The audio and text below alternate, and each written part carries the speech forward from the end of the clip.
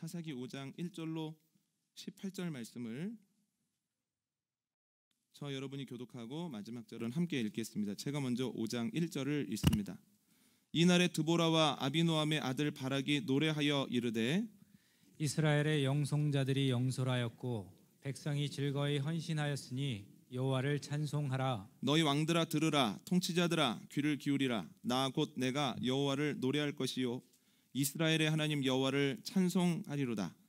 여호와여, 주께서 세일에서부터 나오시고 에돔들에서부터 진행하실 때에 땅이 진동하고 하늘이 물을 내리고 구름도 물을 내렸나이다.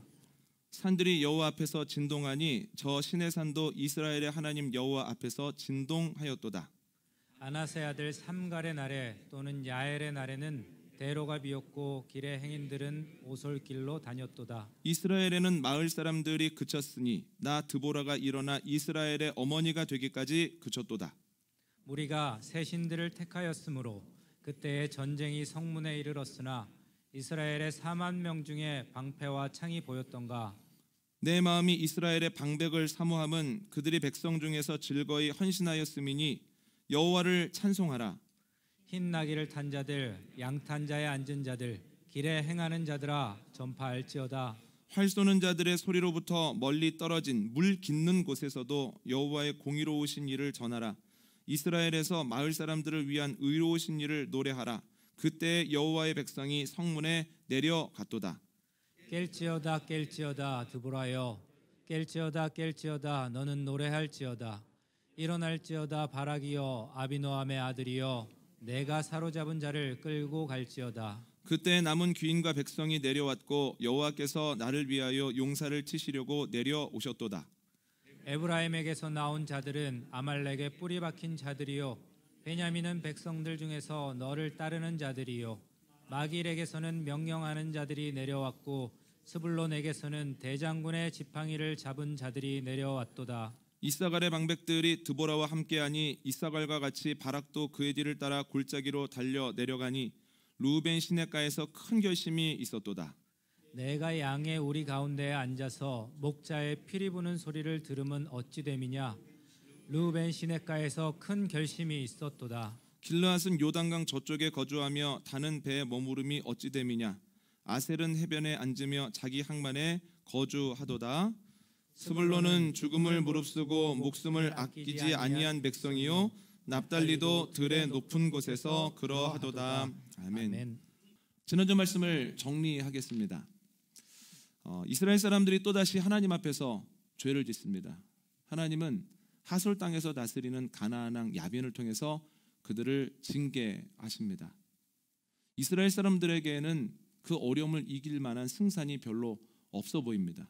왜냐하면 야빈에게는 철병거가 무려 900대나 있었기 때문입니다. 그런데 하나님께서는 사사 드보라를 세우시고 드보라를 통해서 이스라엘 사람들을 건져내십니다. 누가 보아도 이스라엘 사람들에게 승산이 없는 싸움인데 드보라는 전쟁을 나가면서 매우 평안한 것을 고백합니다. 그 이유는 이 전쟁이 자신과 야빈의 싸움이 아니라 하나님과 야빈 사이의 전쟁이기 때문입니다. 승패가 이미 결정되어 있습니다. 그래서 드보라는 이겨놓고 싸웠다라고 하는 거예요. 하나님의 전쟁은 두 가지 특징을 갖습니다. 첫 번째는 생각하지도 못했던 사람들을 통해서 일하신다라고 하는 겁니다. 드보라 시대의 여자는 단순한 소유에 불과했습니다. 그런데 하나님은 꿀벌이라고 하는 뜻을 가진 그 여인을 통해서 젖과 꿀이 흐르는 가나안 땅을 회복시켜 주십니다. 또 하나님 전쟁의 특징은 생각하지도 못했던 방법으로 일하신다는 거예요. 주님께서는 건기에 큰 비를 내리심으로 야빈과 그의 군대 장관 시스라가 자랑하는 철병거와 많은 병사들을 휩쓸어 버리십니다. 하나님의 방법 앞에서 그들이 자랑하던 철병거는 무용지물을 넘어서 애물단지가 되었다라고 하는 거죠. 그래서 우리가 생활을 하면서 우리가 알지 못하는 사람을 통해서 위로를 받거나 혹은 하나님의 음성을 듣고 나에게는 없는 방법으로 문제가 해결되어지는 것을 보면 이것은 내 싸움이 아니라 하나님의 전쟁이구나. 이건 이미 승패가 결정되었구나 라고 하는 것을 기억하고 이겨놓고 싸워야 된다라고 하는 말씀을 지난주에 나눴습니다. 오늘 말씀 함께 하겠습니다. 드보라는 전쟁이 끝난 후에 노래를 짓습니다. 그런데 노래는 크게 세 가지 내용으로 나눠지는데, 첫 번째 4절과 5절을 보면 하나님이 하신 일을 찬양합니다. 주님께서 에돔에서 세일산에서 나오실 때 땅과 산이 진동했습니다. 두 번째로 6절과 7절을 보면 이스라엘 사람들이 야빈 때문에 겪었던 고통들에 대해서 설명을 합니다. 그의 날에 얼마나 많은 고통을 받았던지, 사람들이 대로로 다니지 아니하고 오솔길로 피해 다녔고 마을에도 사람이 없었다라고 얘기를 합니다. 세 번째로 그 전쟁에서 수고한 사람들에 대한 치하가 나옵니다. 11절 이하를 보면 전쟁에 참여했던 지파들을 치하하고요, 24절 이하를 보면 야빈의 군대 장관 시스라를 죽인 여인에 대한 칭찬이 나옵니다. 여러모로 하나님의 전쟁입니다. 그러면 하나님의 전쟁이고 승패가 결정되어 있다면 우리는 아무것도 하지 않아도 되는가? 그렇지 않습니다. 주님께서는 혼자 일하시는 것이 아니라 반드시 사람들과 함께 하기를 원하시고 사람들을 통해서 일하신다라는 거예요. 주님이 하늘로부터 음성을 내려주실 수 있지만, 그러나 사람을 통해서 나에게 말씀하시고 인도하시고 위로해 주시죠. 이유는 크게 두 가지입니다. 첫 번째로 우리와 함께하는 것이 주님께는 기쁨이기 때문입니다. 레고 블록을 사서 그 레고 블록이 지향하는 바를 가장 빠르고 정확하게 얻을 수 있는 방법은 실력이 있고 숙달된 어른이 바로 맞춰버리는 겁니다. 그게 가장 빠르고 효율적이지만 그것이 가장 행복한 길은 아닙니다. 레고 블록을 가장 행복하게 맞출 수 있는 방법은 느리고 미숙하고 때로는 자기 분에 못 이겨서 짜증내는 내 아이와 함께 맞추는 겁니다. 아이와 함께 맞추는 과정 속에서 그게 더딜 수는 있고 잘못 맞춰질 수는 있지만, 시행착오를 계속해서 거듭하겠지만 아이와 함께 한다는 사실만으로도 그 과정이 너무 행복하죠. 하나님이 왜 혼자 하시지 못하겠습니까? 왜 승리를 바로 주시지 않겠습니까? 그러나 사람들과 함께하는 과정 가운데에서 사람들의 그 마음과 행동들의 변화를 보시면서 주님이 기쁨을 느끼신다는 거예요. 그래서 함께하기를 원하시죠. 두 번째로 사람들이 함께하기를 원하시는 이유는 그것이 우리를 지키기 때문입니다. 여러분, 레고 블록을 만들어서 아이에게 주면 이 가치를 알지 못하고 함부로 대하는 경향이 있습니다. 그런데 함께 맞췄을 경우, 더구나 그것이 꽤 어려워서 며칠 동안 끙끙대면서 함께 노력을 했을 경우 아이는 거기에 굉장한 가치를 부여합니다. 너무너무 힘들어서 아끼게 된 경우에는 사람들이 못 만지게 하고 동생이 근처에만 가려고 해도 외마디 비명을 지르는, 만지지 마 이러죠. 왜 그렇습니까? 내가 참여했기 때문에 너무너무 소중한 거죠. 주님께서 왜 평안과 승리와 넉넉함을 주시지 못하겠습니까? 그럼에도 불구하고 함께 싸우며 이기게 하시고 평안을 획득하게 하시는 것은 그 승리와 평안이 얼마나 소중한 것이고 좋은 것인지를 우리에게 알려주심으로 그 평안과 승리가 하나님께 나아가는 걸림돌 되어지지 아니하고 디딤돌 될 수 있도록 하나님께서 우리를 지키시기 위한 방편이다라고 하는 겁니다. 여러분, 그래서 우리가 주님의 전쟁에 참여함으로 주님께 기쁨 되어지고 또한 주님께서 우리에게 주신 것의 가치를 알려면 우리가 전쟁에 참여해야 하는데 어떻게 해야 전쟁에 참여할까요? 누가 전쟁에 참여할 수 있을까요? 오늘은 전쟁에 참여하는 이들에 대해서 한번 나눠보려고 합니다. 첫 번째는 본래의 모습을 기억하고 있는 사람들이 여호와의 전쟁에 참여한다라고 하는 겁니다. 암살이라는 영화가 있습니다.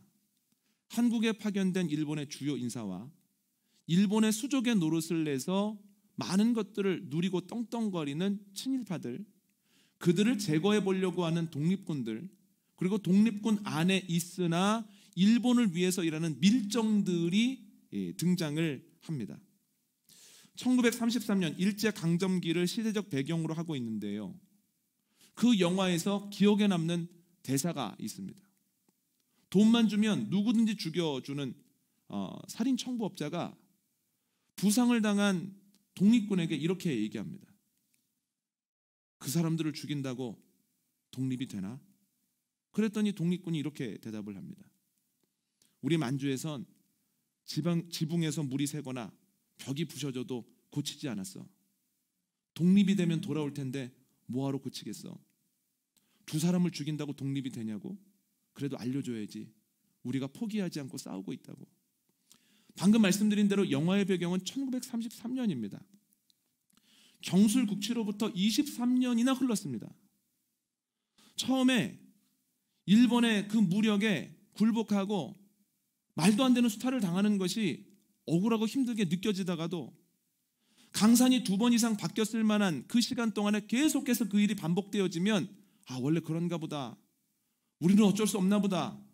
먼저 문물을 받아들이고 강력한 나라가 우리를 이렇게 어렵게 하지만 그러나 그 과정 속에 우리의 기간 산업이 발전하고 우리도 함께 동반되어 발전해 가는구나 라고 착각하기가 쉽습니다만, 그러나 23년이 지났음에도 불구하고 이건 우리의 본래 모습이 아니야, 이렇게 억압돼서는 안 돼 라고 하는 본래의 모습을 기억하는 사람들이 있었고, 그 본래의 모습을 기억하는 사람들을 통하여서 예전으로 돌아가야 된다, 본래의 모습을 찾아야 된다라고 하는 격렬한 운동이 있었다라고 하는 거죠. 사사기에 나오는 대부분의 일들은 우리의 눈살을 찌푸리게 합니다. 어떻게 저럴 수가 있어? 어떻게 똑같이 실수를 반복할 수가 있나? 그래서 이스라엘 사람들은 우리에게 정면 교사라기보다는 반면 교사에 가깝습니다. 그럼에도 불구하고 본받을 만한 것이 하나 있다라고 하는 거예요. 어려움이 길어졌고 그 문제가 만성이 되었음에도 불구하고 15년, 20년 그리고 더 많은 시간이 지났음에도 불구하고 포기하지 않고 이스라엘 사람들이 기도했다는 거예요. 하나님께 부르짖었을 때 하나님께서는 그 만성이 된 문제를 해결하여 주시고 풀어질 것 같지 않았던 상황을 풀어주셨다라고 하는 거예요. 그러면 포기할 만도 한데 왜 그들은 포기하지 아니하고 하나님께 나아가 기도했을까요? 본래의 모습을 기억했기 때문입니다. 야빈을 피해서 오솔길로 다니면서도 이거 우리의 본래 모습 아니야. 우리는 대로로 다녀야 돼. 누군가 오는 소리가 나면 마을 어귀에서 보고 있다가 각자의 집으로 숨거나 토굴에 숨는 것, 이거 제대로 된 삶 아니야. 이거 극복해야 돼. 이거 원래 모습 아니야 라고 하는 것을 알았기 때문에 하나님께 나아가 기도했다라고 하는 거예요. 에훗 때도 마찬가지입니다. 꽤 오랫동안 모압 왕 에글론에게 억압을 받았으나 그들은 기억했습니다. 우리가 그에게 공물을 바치는 것, 이거 우리의 본래 모습 아니야. 우리가 해야 되는 일 아니야. 이거 극복해야 돼. 본래의 모습을 기억할 때 기도하는 가운데 주님께서 맡겨주신 일을 했다라고 하는 거지. 우리가 어려움을 겪습니다. 그럼 처음에는 답답하고 힘듭니다. 그런데 이것이 점점 길어지고 매번 그 일이 반복되어지면 그냥 그걸 받아들여 버립니다. 그래서 나중에는 어려운 일이 생기면 내가 그렇지 뭐, 나에게 뭐 좋은 일이 있었나, 계속해서 어려운 일 뿐이지. 사람에 대해서 그렇습니다. 저 친구 하는 일이 다 그렇지, 내 자녀가 잘 될 리가 있나. 그래서 그냥 받아들여 버린다는 거예요. 또 여러분 그렇지 않습니다. 하나님께서 인간을 창조하시면서 너 내가 만든 세상에서 고생하다 와라 이렇게 말씀하시지 않습니다. 인생은 고통의 바다다라고 하는 다른 종교의 통찰이 완전히 틀린 말은 아니지만, 그러나 하나님께서는 고생하라고 우리를 만들지 않으셨습니다. 생육하고 번성하고 다스려라, 내가 너와 함께하리라. 세상 끝날까지 내 약속이 끊어지지 않을 것이다, 변동되지 않을 것이다, 우리에게 복을 주셨다라고 하는 거예요. 여러분, 우리가 가정에 대해서도 계속되는 어려움이 있으면 결론을 가져버립니다. 연애 때는 그렇지 않았는데, 신혼 초기에는 그렇지 않았는데, 자녀를 낳고 시간이 길어지면서 자꾸만 의견이 다르다고 하는 것을 알게 됩니다. 다르니까 이야기를 나누다 갈등하게 되고, 갈등하는 가운데 상처를 주고, 상처를 주는 일들이 2번, 3번 반복되다 보면 그것의 근원이라고 여겨지는 대화 자체를 줄여버리거나 단절시킨다라고 하는 거예요. 그러면서 이건 당연한 거야, 남자 여자는 다르기 때문에, 부부는 원래 그런 거기 때문에 대화가 처음에는 많다가 나중에는 줄 수밖에 없는 거야. 여러분, 우스갯소리로요, 등산을 갈 때 부부가 아닌 사람들과 부부를 구별하는 방법은 간단합니다. 함께 다정하게 얘기를 하면서 가면 부부가 아니고요, 남편이 5m 앞에 가면 부부입니다. 이게 얼마나 슬픈 일입니까? 하나님께서 그렇게 다니라고 가정을 만드셨겠습니까? 그럼 가정과 부부의 모습이 뭘까요? 창세기 2장 말씀 한번 볼까요? 창세기 2장 22절과 23절입니다. 시작. 여호와 하나님이 아담에게서 취하신 그 갈빗대로 여자를 만드시고 그를 아담에게로 이끌어 오시니 아담이 이르되 이는 내 뼈 중에 뼈요 살 중에 살이라 이것을 남자에게서 취하였은즉 여자라 부르리라 하니라. 아멘. 하나님께서 아담의 갈빗뼈를 통해서 하와를 만들고 이끌어 오십니다. 멀리서는 몰랐는데 가까이 오면 올수록 비슷한 것도 있지만 다른 것들이 눈에 띄는 거예요. 그런데 그 모습을 보고 이게 뭐냐고, 나랑 다르지 않냐고, 내가 원하는 대로 좀 바꿔달라고 라고 아담이 이야기하지 않습니다. 다름에도 불구하고 이는 내 뼈 중에 뼈요 살 중에 살이다, 하나님께서 나에게 주신 최고의 선물이다, 이렇게 얘기를 하죠. 왜 그럴까요? 하나님께서는 나와 똑같은 사람이나 내가 원하는 사람을 주신 것이 아니라 나에게 돕는 배필을 주셨다라고 하는 것을 아담이 기억하고 있었기 때문입니다. 나와 완전히 똑같다면 어떻게 나를 도울 수가 있겠습니까? 같은 부분이 있어서 내 아픔에 공감해 주기도 하지만 나와 다른 부분이 있어서 내가 보지 못하는 것을 보게 하고, 또한 내가 어딘가에 날카로우면 안 된다고 이야기를 하고, 마음이 열어서 감정에 휘둘리게 되어지면 마치 그것은 안 된다라고 하는 법관의 모습으로 그건 안 돼, 여기서 끊어내 라고 얘기해 주는 것 아니겠습니까? 그래서 다르기 때문에 갈등하고 상처를 주다가 대화가 점점 주는 것은 우리의 본래 모습, 하나님께서 만드신 부부의 본래 모습이 아니다라고 하는 거예요. 결혼은 인생의 무덤이라는 얘기를 하죠. 여러분 생각해 보십시오. 분명히 성경에서는 선하신 아버지 하나님께서 돌이 아니라 떡을 주시고 뱀이 아니라 생선을 주신다고 약속하셨는데 주님께서 우리에게 무덤을 선물로 주셨겠습니까? 아니라는 거예요. 창세기 2장 25절을 보면 하나님은 결혼을 통해서 모든 것을 공유해도 부끄럽지 않을 만한 내 편을 주셨다는 거예요. 내 편. 그래서 가정에 문제가 없을 수는 없지만 그래도 가정의 본래 모습은 갈등이나 상처나 고통이나 억압이 아니라는 거예요. 그래서 가정의 본래 모습을 기억하면서 우리의 가정을 보게 되어졌을 때 기도하게 된다는 거예요. 주님께서 주신 가정의 모습이 이렇게 되었습니다. 주님께서 우리 가정에 좀 은혜를 내려주시기를 원합니다. 제 마음도 지쳐가고 계속해서 날카로워집니다. 주님의 은혜를 허락하여 주옵소서. 여러분, 가정의 본래 모습을 기억하고 기도의 자리로 나아가는 저와 여러분 되시기를 원합니다. 신앙생활도 마찬가지입니다. 예배 전에 기대가 없고, 예배할 때 감동이 없고, 예배한 이후에 변화가 없고, 이게 교회의 본래적인 모습입니까? 여러분, 그렇지 않다는 거예요. 사도행전 2장 말씀 보실까요? 43절과 47절입니다. 시작. 사람마다 두려워하는데 하나님을 찬미하며 또 온 백성에게 칭송을 받으니 주께서 구원받는 사람을 날마다 더하게 하시니라. 아멘. 예배할 때 놀라운 일들이 일어나죠. 사람들이 예배할 때 감동을 받고 이적과 기사가 일어납니다. 삶의 자리에 나아가서 그 받은 은혜를 가지고 살아봤는데 예전에는 이기지 못하던 문제들을 이겨나가죠. 그래서 사람들이 그 모습을 보고 저 사람은 변했네, 저 사람은 뭐가 있네, 그 공동체에 들어가기 전과 들어간 후는 완전히 달라졌네 라고 하면서 그 공동체에 들어가면서 점점 그 숫자가 늘어났다는 거예요. 이런 일들이 반복되어지면서 예배 전에 기대가 있었다는 거예요. 그러니까 여러분, 예배는 놀라운 겁니다. 하나님께서 예배를 통해서 우리를 만나주시고, 예배할 때 부활하신 주님이 지금도 우리와 동행하시고 그 약속에 변함이 없다라고 하는 것을 기억나게 하시고 경험케 된다는 거예요. 이것들을 반복적으로 경험하면 예배하기 전에 기대가 되고, 예배할 때 감동이 있고, 예배했으면 이전에 넘어졌던 자리에서는 안 넘어진다는 거예요. 예배의 본래 모습을 기억할 때 주님께 기도할 수밖에 없습니다. 주님께서 주신 예배라고 하는 것이 이렇게 놀랍고 대단한 것인데 우리는 왜 이렇게 맹숭맹숭하게 예배를 드립니까? 예배하는 가운데 왜 내 마음은 흔들리지 않습니까? 왜 예배를 했는데도 내 마음속에 용기가 생기지 않습니까? 예배가 회복되기를 원합니다. 우리 교회 예배가 뜨겁기를 원합니다. 목사님에게도 주의 영을 부어주시기를 원합니다. 기도할 수밖에 없죠. 여러분, 예배를 위해서도 기도하는 저와 여러분 되시기를 원합니다. 그런데 여러분, 예전의 모습을 기억하고 기도하는데 걸림돌이 있는데요, 바로 잘못된 기준입니다. 옆에 있는 사람을 봅니다. 저 사람도 부부간에 대화가 없네, 저 사람은 만나기만 하면 싸우네, 저 사람도 얼굴이 행복해 보이지 않네? 그럼 나도 문제 없구만.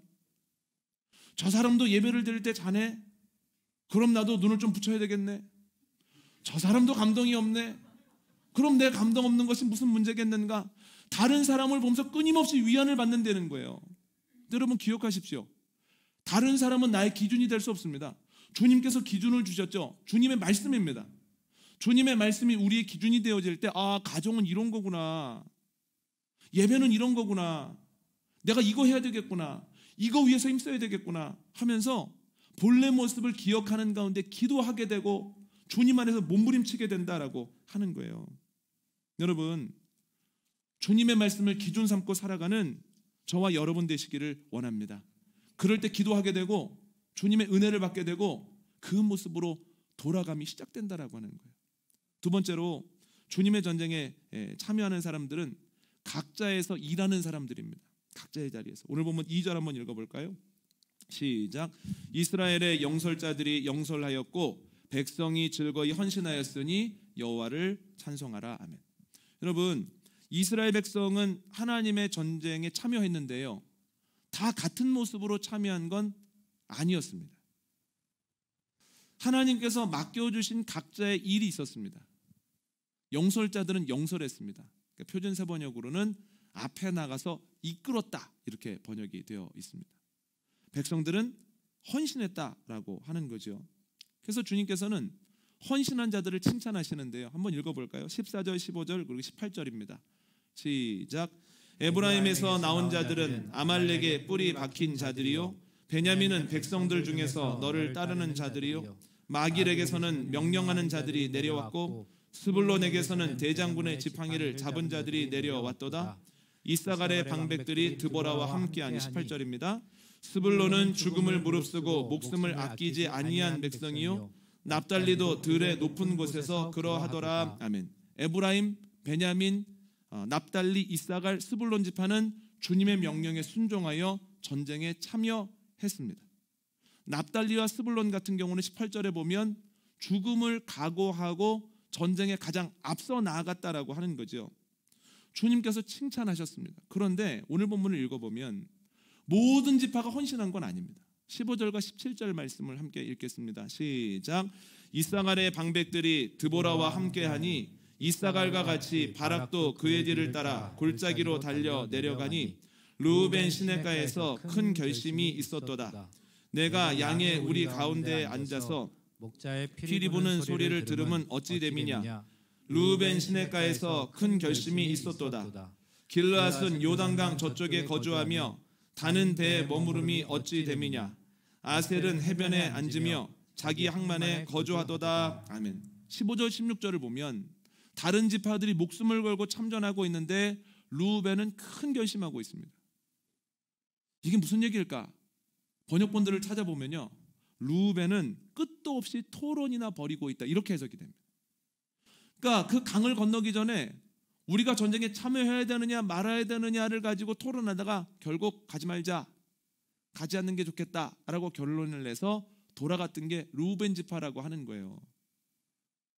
여러분, 자기에게 맡겨진 사명이 있을 텐데 어떻게 이럴 수가 있겠습니까? 그뿐 아닙니다. 길르앗, 단, 아셀과 같은 경우는 전쟁에 참여하지 아니하고 본인들이 편안하게 느끼는 자리에서 전쟁 중에 유유자적하고 있었다라고 이야기를 하고 있습니다. 주님께서는 전쟁에 참여한 사람들을 칭찬하실 뿐만이 아니라 참여하지 않은 사람들을 책망하신다라고 하는 거예요. 오늘 본문을 묵상하면서 느끼게 되는 것은 우상 숭배와 같이 하지 않아야 하는 일을 하는 것도 죄지만 해야 하는 것들을 하지 않는 것도 우상 숭배와 동일한 죄다라고 하는 거죠. 이게 굉장히 어렵습니다. 가정에서 배우자에게 날카로운 말을 하지 않는 것, 날카로운 말을 하는 것만 죄가 아니라 부드러운 말을 하지 않는 것도 죄라는 거예요. 배우자를 미워하는 것만 죄가 아니라 사랑하지 못하는 것도 죄라는 거예요. 예수님이 그렇게 말씀하셨습니다. 예전 말씀에는 원수를 갚지 말아라 라고 했지만 내가 너한테 얘기한다. 원수를 사랑해야 된다. 그러니까 나쁜 걸 하지 않을 뿐만 아니라 좋은 것을 해야 된다라고 하는 거지요. 여러분, 묵상을 하다가 리더로서 참 마음이 무거워졌습니다. 교우들 같은 경우는 헌신하지 않는 것도 주님께 책망을 받는 일이라면, 리더는 영솔하지 않는 것, 앞서서 이끌어가지 않는 것도 죄라고 하는 거예요. 여러분, 저희가 주중에 새벽 기도를 나누는데 모세는 참으로 탁월한 리더였습니다. 세 가지 말씀드렸죠, 새벽 기도 때. 첫 번째, 모세는 먼저 알았습니다. 주님의 뜻이 무엇인지. 이스라엘 사람들이 고통받고 있을 때 떨기나무 앞에서 아하, 하나님의 마음이 이스라엘 사람들에게 있구나, 그들이 출애굽하겠구나, 가나안 땅을 선물로 받겠구나, 먼저 알았죠. 두 번째는 하나님의 말씀을 확실히 믿었습니다. 하나님이 하시는 말씀 하나하나가 일상적인 얘기가 아닙니다. 10번째 재앙만 생각해도 온 애굽 땅에 있는 첫 번째 난 것이 다 죽는다? 말도 안 되는 얘기죠. 더 황당한 것은 양을 잡아서 문설주와 인방에 피를 뿌리면 그 집만 넘어간다는 거예요. 일상적이지 않은 얘기인데 하나님의 말씀을 확실히 믿었습니다. 그렇기 때문에 사람들에게 가서 그것을 전하는 수고를 마다하지 않았다는 거예요. 모세가 뭐라고 있습니까? 영솔하고 있죠. 먼저 나아가서 그들을 이끌고 있습니다. 그 중심에는 그의 확실한 믿음이 있었다라고 하는 거죠. 여러분, 그런데요, 그와 완전히 반대되는 지도자가 사무엘상에 나오는 엘리 제사장입니다. 저희는 엘리를 생각하면 참 한심한 사람이라고 생각하기 쉽지만, 한심한 사람이라고 하는 프레임을 벗겨내고 엘리에 대해서 생각을 해보면 그렇게 나쁜 사람 아니에요. 아유, 그들의 자녀들이 죄를 짓지 않았습니까? 여러분, 여기 자녀 키워보신 분들 아시지 않습니까? 자녀에 대해서 자유로운 분이 누가 있습니까? 내가 아무리 노력하고 눈물로 기도해도 내 뜻대로 하나님 앞에서 살아가지 못하는 경우가 얼마나 많습니까? 목사님, 저는 기도했더니 자녀가 정말로 하나님을 사랑하고 어렸을 때부터 자기 일을 알아서 합니다. 그러면 정말 하나님께 감사하셔야 됩니다. 열에 하나 나올까 말까 하는 얘기입니다. 자녀 내 마음대로 안 되죠. 그래서 엘리에게서 그 자녀들 이상하지 않습니까? 이렇게 물을 수는 없는 거예요. 그가 사무엘의 엄마 한나와 이야기하는 내용을 보면 그 사람은 꽤 괜찮은 사람이고 온유한 사람이었다라고 하는 거예요. 그가 돈 가지고 죄를 지었습니까? 성적인 실수를 했습니까? 아무것도 없습니다. 큰 잘못을 저지른 것도 없고, 또한 그가 날카롭게 남을 아프게 한 적도 없습니다. 단 하나, 영적인 민감함이 떨어졌습니다. 그래서 사무엘상 3장 1장을 보면 그의 시대에는 여호와의 말씀이 희귀하여 이상이 흔히 보이지 않았다는 거예요. 그러니까 영적으로 하나님의 말씀을 들어야 되는 사람들이 듣지 못하고 있으니 그 시대에 하나님의 뜻을 말할 수가 없었고 알 수가 없었다는 거예요. 또한 하나님께서 보여주실 때 이게 경고인지 이게 얼마나 심각한 상황인지를 알지 못해서 자녀들이 하나님 앞에서 죄를 지을 때 그거 안 돼, 그거 계속하다가는 넘어질 수밖에 없어, 너뿐만 아니라 너의 죄가 모든 사람에게 영향을 미칠 수밖에 없어. 아간의 경우를 못 봤어? 아간이 죄를 지었을 때 온 공동체가 멈추는 거야 라고 하는 권면을 하지 못했다는 거예요. 좋아지겠거니, 별 문제 아니겠거니. 영적인 둔감함을 가지고 있을 때 이스라엘이 추락의 추락을 거듭하다가 법궤를 뺏기죠. 전쟁에는 지고. 그 빼앗겨진 법궤가 어디 있습니까? 다곤 신전 앞에 놓이죠. 잘못한 건 영적으로 둔감했던 엘리인데 누가 모욕을 받고 있습니까? 하나님께서 모욕을 받고 있다라고 하는 거예요. 교회가 추락의 추락을 거듭하다가 이제는 주님까지도 수치를 당합니다. 목회자와 관련된 사건 사고가 많기 때문이겠죠. 그래서 저를 비롯한 목회자들은 목사 안수를 받기 훨씬 이전부터, 저는 신학교에 들어가기 이전부터 많은 분들에게 세 가지 조심하라는 얘기를 계속 들었습니다. 돈 조심하고, 여자 조심하고, 명예욕 조심하고, 이 세 가지만 조심하면 돼. 각고의 노력을 합니다. 할 수 있는 건 다 하죠. 그런데요, 오늘 본문을 묵상하다가 설교를 준비하다가 이런 생각이 들었습니다. 과연 그것 때문일까?